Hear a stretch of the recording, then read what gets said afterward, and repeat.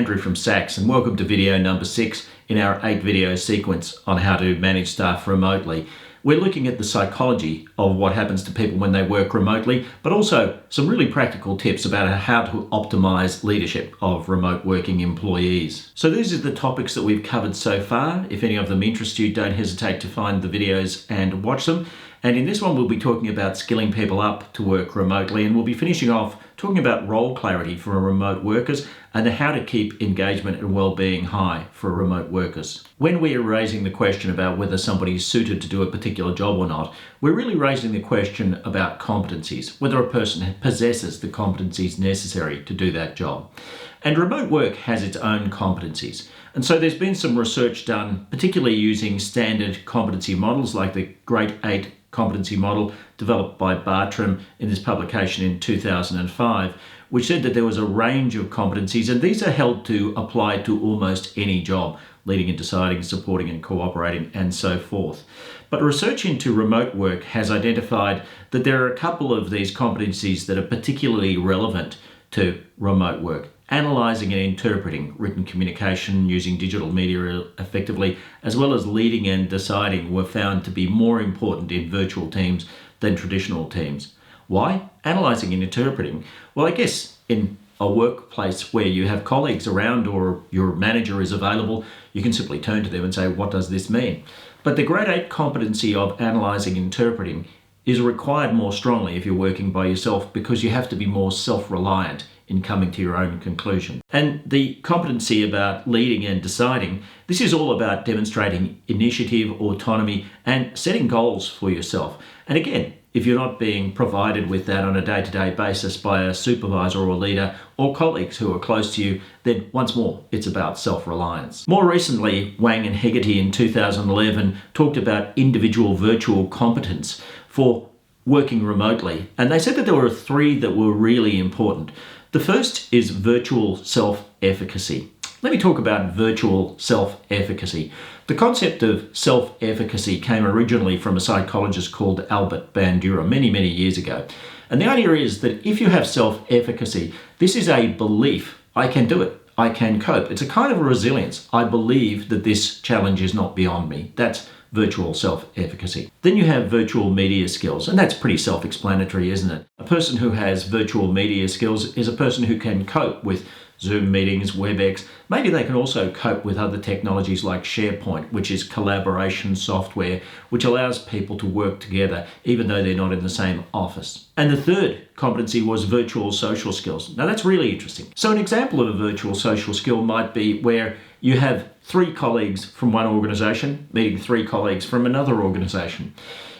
It becomes time to do introductions. You turn up on time to this meeting. Have you ever seen it where people all try to introduce themselves at once? Well, it's a virtual social skill to say, okay, how are we going to introduce ourselves? How are we going to make sure that this happens professionally and not in a kind of a logjam, embarrassing kind of a fashion? That's a virtual social skill. Another virtual social skill is, how can I be sure that I know what you mean? If I'm watching your non-verbals from a meter away in an office, it's a totally different thing from watching people through a screen. By the way, you may have seen the research that says that people get much tighter through video conferences, largely because they're focusing enormously heavily on another person's non-verbals, trying to figure out what their non-verbals are. In a face-to-face meeting, it's much clearer, so you don't have to concentrate so hard to pick that up. So a virtual social skill might be asking clarification questions. A virtual social skill might be a way of including people in your work. So, hey, let's do this together, rather than simply turning off the camera and doing it yourself. So all of those virtual social skills have to be learned in order to be a really effective remote worker. Another way of putting this was identified by Hertel and colleagues in 2006. And so they were talking about this characteristic called telecooperation. And they found that creativity and independence strongly contributed to the prediction of team performance, which is to say that telecooperation does rely on a degree of creativity. You have to be creative in the way that we can work out how we're going to collaborate most effectively. But in addition to that, it does also require independence. And that's a really common feature that's coming out of this competency style research, that being able to being able to decide, being able to prioritize yourself without relying heavily on other people can be very important. And it appears to be important to how people cooperate. People who are not good at this stuff don't seem to be able to plan out a mechanism of cooperating with other people virtually in the way that people can when they do have this competency. So if we summarize the research in this area, there are some key skills and other attributes which seem to be really important to remote working. One is this concept of leading and deciding. So I can take an initiative, I can act with autonomy, analyzing and interpreting. I don't have to depend heavily on other people to help me to communicate, to use digital media. Telecooperation, creativity and independence. Virtual self-efficacy, which is where I believe that I can cope with these things. Virtual media skills. Can I use the technology? And virtual social skills. This seems to be the summary of competencies that are necessary. Of course, when people go to work remotely, we don't say, well, look, how are your virtual social skills? Typically. I mean, some organizations might, I just haven't seen one. We also don't tend to look into the question of how creative are you. We don't look into the question very often about what are your skill levels for being able to use this technology. A key thing that we understand from the research into engagement being I am positively committed to my work, I'm optimistic about my work, I'm energized by my work. One of the things that we know is crucial to that is self-confidence. When a person lacks self-confidence, they're much less engaged. And that's where your remote workers can become dispirited.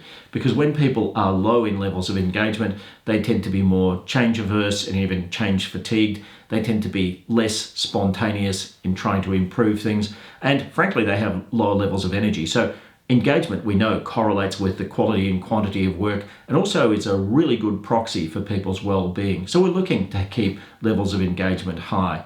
And the last video in this sequence will be devoted specifically to that topic.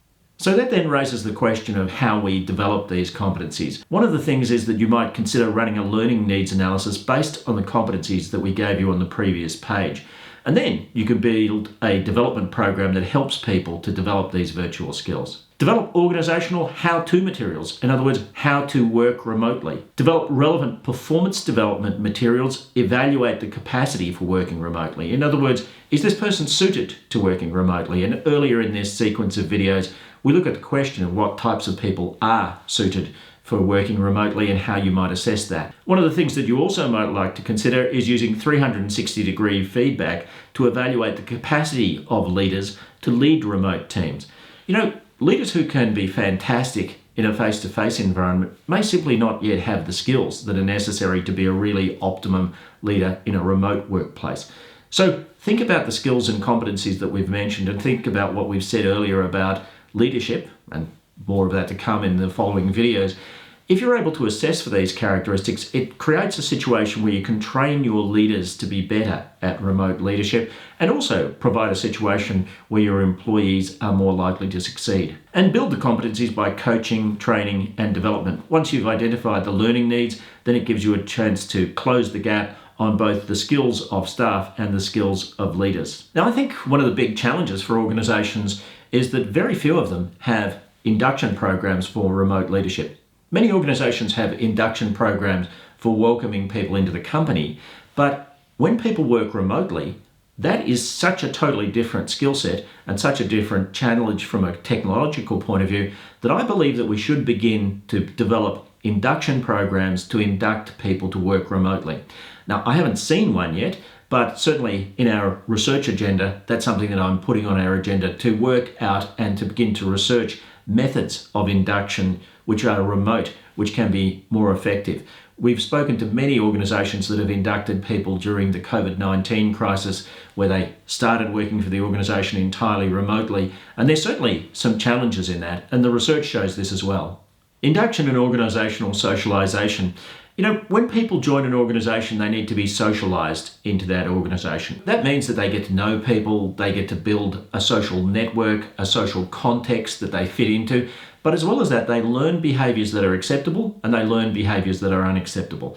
And so this is a brand new world, how to train people to be acculturated, if you want to put it that way, into a new organisation. I think this is something that's really important and does need a lot more research. So it's all about learning the ropes, but it's also about socialisation strategy to give people not just work mastery, but also social context in their employment. There are a number of pieces of research on this topic, but here's a really interesting one where Bauer and colleagues built an induction program which was focused on new employee information seeking behaviour and organisational socialisation strategy. So they built an induction program which was focused specifically on both of those things, not just causing people to know what to do in a work sense, but know what to do in a socialisation sense, and also to build social networks. And what they found was that this was very beneficial to the adjustment of new employees. They had higher role clarity, they had higher self-efficiency and self-efficacy,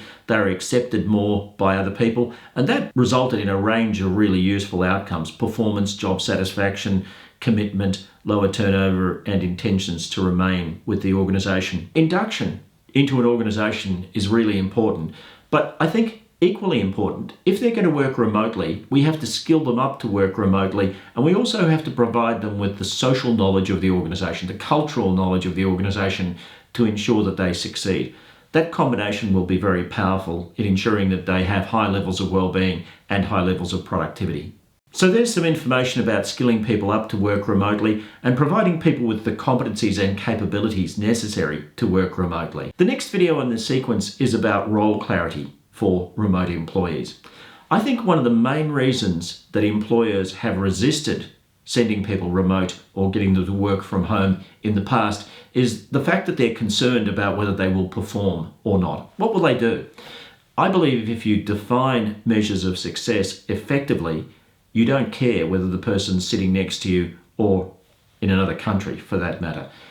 Good role definition, good role clarity is incredibly important when people are working remotely, because you don't have that day-to-day interaction and guidance. So the next video is all about that. Join us to find out more about role clarity for remote employees.